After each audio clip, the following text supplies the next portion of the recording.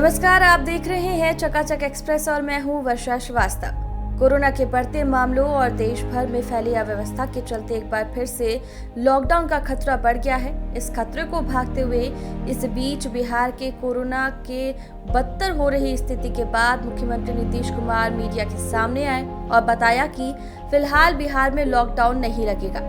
Press conference के दौरान मुख्यमंत्री ने सबसे ज्यादा चिंता बिहार के बाहर रह रहे अपने प्रवासियों के लिए जताई और कहा कि जितनी जल्दी हो सके वे लोग वापस अपने घर गांव लौट आए, क्योंकि आने वाले दिन और बुरे हो सकते हैं और प्रवासी मजदूरों को बहुत अधिक मुश्किलों का सामना करना पड़ सकता है। ये डर इसलिए है क्योंकि जब पिछले साल देश में संपूर्ण लॉकडाउन लगा था तब मजदूरों को घर लौटने में बहुत दिक्कतें आई थी। कई हजार लोग पैदल ही सैकड़ों किलोमीटर का सफर करके घरों की तरफ लौटे थे और हो सकता है कि फिर से देश भर में लॉकडाउन लग जाए। इसलिए नीतीश कुमार प्रवासी मजदूरों को पहले ही आगाह कर देना चाहते हैं कि अगर मुश्किल में हैं तो जल्दी से जल्दी घर लौट आइए। प्रवासियों से घर लौटने का आग्रह करने वाले मीडिया के सामने सीएम नीतीश कुमार ने कहा कि रात 9 बजे से सुबह 5 बजे तक राज्य में नाइट कर्फ्यू रहेगा। राज्य के सभी स्कूल कॉलेज 15 मई तक बंद रहेंगे। कोरोना संक्रमण को रोकने के लिए कंटेनमेंट जोन बनाया गया है, जहां इलाज की पूरी व्यवस्था होगी। वैसे भले नीतीश कुमार प्रवासियों को वापस बुला रहे हो, मगर बिहार में कोरोना की स्थिति बिगड़ती जा रही है। स्वास्थ्य विभाग के आंकड़ों के हिसाब से कोरोना की दूसरी लहर ने पहली लहर के भी सारे रिकॉर्ड तोड़ दिए। बिहार में सिर्फ एक दिन में 8,500 से ज्यादा नए संक्रमित मरीज मिले। वहीं 24 घंटे में अकेले राजधानी पटना में 2,490 नए संक्रमित की पहचान हुई। दूसरे नंबर पर सबसे बुरा हाल गया जिले का, जहां एक दिन में 753 नए पॉजिटिव मिले। पिछले 24 घंटे में बिहार में 27 लोगों की मौत हो चुकी है। इन मृतकों में राज्य के पूर्व मंत्री मेवालाल चौधरी भी शामिल हैं। तो जब राज्य में कोरोना इस तरह से फैल चुका है तो क्या आने वाले दिनों में पूर्ण लॉकडाउन लगाया जा सकता है? ये डर सबके मन में है, जिसे फिलहाल तो नीतीश कुमार दूर करते दिख रहे हैं, पर कल क्या हो जाए किसे क्या पता। कर्फ्यू लागू रहेगा पूरे बिहार में, हर जगह पर नाइट कर्फ्यू लागू रहेगा। रात में 9 बजे से लेकर के सुबह के 5 बजे तक यह एक निर्णय हो गया है। और सभी दुकानें, प्रतिष्ठान, फल एवं सब्जी दुकानें, मंडी तथा मांस एवं मछली की दुकानें अब शाम जो 7 बजे तक रखे थे खुला उन लोगों को, अब 7 बजे के बजाय 1 घंटा कम करके 6 बजे तक उसको अब खुला रहेगा। 6 बजे के बाद वो खुला नहीं रहेगा। यानी सभी दुकानें, प्रतिष्ठान, फल एवं सब्जी दुकानें, मंडी तथा मांस एवं मछली की दुकानें अब शाम 6 बजे तक 6 बजे बंद हो जाएगी। 6 बजे तक ही खुला रहेगा। और सवेरे से जब से खोलना है खोलें, यह नहीं है कि सुबह कब से खोलना है, जब से भी खोलना हो, लेकिन उनको 6 बजे तक ही रखना है। 6 बजे वो बंद हो जाएगा। और इसके बाद जो रेस्टोरेंट है, ढाबा है, भोजनालय में बैठकर खाना प्रतिबंधित रहेगा इन सब जगहों पर। लेकिन होम डिलीवरी एवं टेक अवे सर्विस का संचालन 9 बजे रात्रि तक होगा। 9 बजे रात तक वो सब लोगों के यहाँ पहुँचाना हो, कोई वहाँ से ले जाना हो, लेकिन वहाँ बैठ करके खाना नहीं। ये एक बात हो गई है साफ साफ कि उनको घर तक पहुँचाना हो पहुँचाएँ, ले जाना हो ले जाएँ 9 बजे रात तक। अब जो जितने भी सभी धार्मिक स्थान जो थे वो जो 30 अप्रैल तक बंद थे, जो हम लोगों ने पहले तय किया था इनके मामले में, सभी प्रकार के सब धर्मों के सब स्थलों को जो किया गया था 30 अप्रैल तक, उसको अब बढ़ा करके 15 मई 2021 तक बंद रखने का ही फैसला किया गया। सार्वजनिक स्थलों पर किसी भी प्रकार के आयोजन पर सरकारी एवं निजी पर रोक रहेगी, लेकिन जो दफन है या दाह संस्कार है या पूजा है उस पर ये लागू नहीं है। वो तो स्वाभाविक चीज़ है कि दफन हो, दाह संस्कार हो, विवाह हो, श्राद्ध हो, तो इन सब चीज़ों के लिए तो सब लोगों को करना उनकी एक जिम्मेवारी होती है। उसको छोड़ करके बाकी जितने सार्वजनिक स्थलों पर किसी भी प्रकार के आयोजन पर सरकारी एवं निजी पर रोक रहेगी।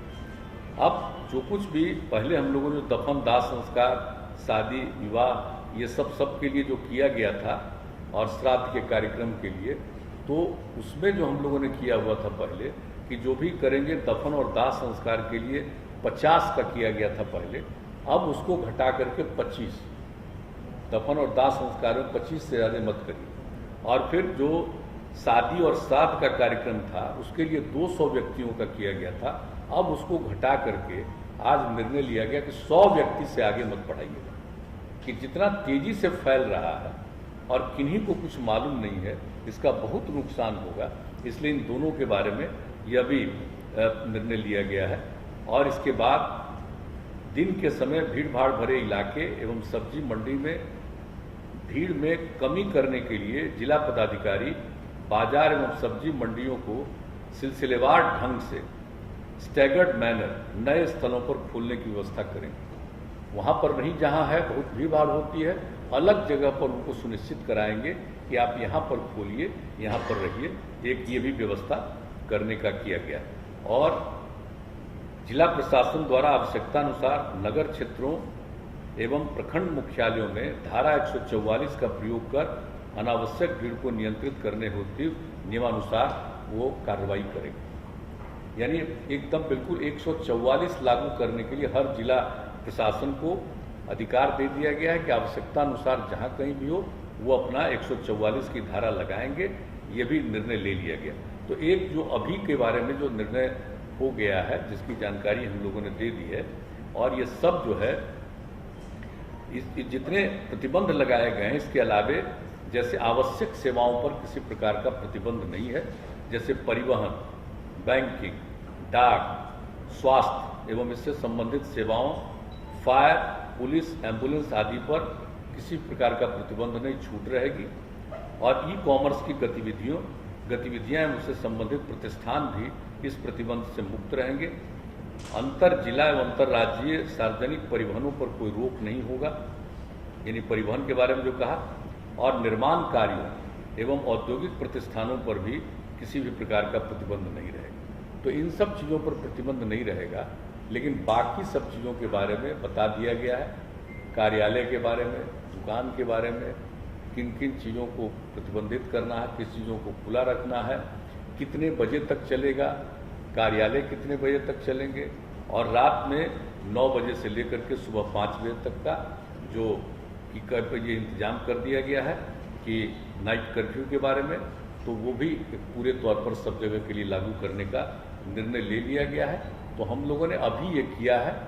और जैसा कि मैंने शुरू में कहा कि हम लोगों ने इसके लिए इतनी विस्तृत रूप से आज चर्चा की है, और सब लोगों का जो सुझाव कल भी आया, सबको देखते हुए सब लोगों को ही सुझाव दिया है। प्रतिदिन एक एक चीज़ पर सक्रिय रहेंगे और उसको देखते हुए आगे भी इसके बारे में जो कुछ भी करना होगा फिर उसके बारे में करेंगे। आज जितनी बातें हुई है आज उसके बारे में यह सब निर्णय लिया गया है। लेकिन मैं पुनः दोहरा कर इस बात का कह देता हूं कि लोगों के जांच के लिए, जो वैक्सीनेशन के लिए, इलाज के लिए ये पूरे तौर पर अधिक से अधिक और किसी भी प्रकार का दवा का या ऑक्सीजन का कोई दिक्कत नहीं आएगी। इसके लिए सब तरह के प्रबंध का, इसके लिए जो कुछ भी करना है किया जाएगा। बाहर से भी आएंगे, उनको काम देने के लिए भी जो करना पड़ेगा हम लोग उसमें मदद करेंगे हर तरह से। जो हमारे जितने चिकित्सक हैं और चिकित्सा सेवी जितने सब लोग हैं, चिकित्सा जुड़े हुए सब लोग, उनको जैसा पहले कह दिया गया है, हम लोग 1 महीने का और अतिरिक्त उनको तनख्वाह हम लोग देंगे। ये सब निर्णय ले लिया है। लेकिन एक एक चीज पर निरंतर नजर रखी जाएगी हर प्रकार से। और अस्पतालों की संख्या बढ़ाना, बेड्स की संख्या बढ़ाना, ये सब के लिए पूरा का पूरी बातचीत की गई है, ताकि जिस तरह से इस बार का दृश्य है हम लोगों को पूरा का पूरा हर तरह का प्रतिबंध करना होगा। ये भी आज पूरे तौर पर बातचीत हो गई। तो यही है मुख्य रूप से।